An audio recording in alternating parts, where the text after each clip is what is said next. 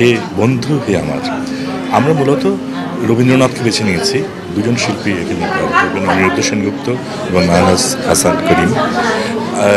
এইখানে যেহেতু রবীন্দ্রনাথের গান করছি এবং রবীন্দ্রনাথ আমাদের সুখে দুঃখে আনন্দে বিপদে সম্পদে সাহসে শক্তি যোগান, তিনি আমাদের আশ্রয় এবং তাকে আমরা বন্ধুর মতো হাত বাড়িয়ে তাকে আমরা ধরতে চাই।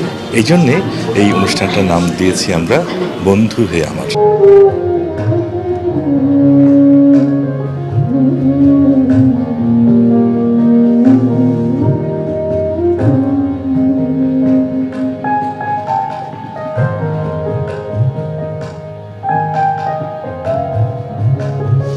রবীন্দ্রনাথ আমাদের জীবনে বন্ধুই এবং সর্বক্ষেত্রে সর্বকালে।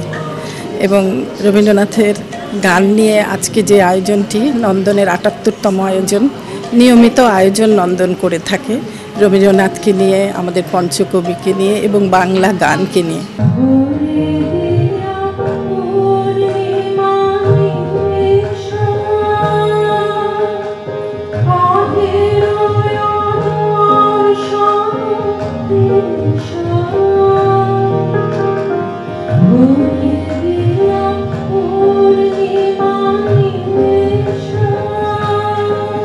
নন্দনের ২০ বছর পূর্তি হয়েছে ইতিমধ্যেই এবং প্রতি বছর অন্তত ৩ মাস পর বিষয়ভিত্তিক বিভিন্ন অনুষ্ঠান করে এসছে। কখনো কখনো নজরুলকে নিয়ে অনুষ্ঠান, কখনো কখনো রবীন্দ্রনাথকে নিয়ে, কখনো কখনো পুরনো দিনের গানের আয়োজন। নানান বিষয়ে আমাদের নন্দনের এই পথ চলা।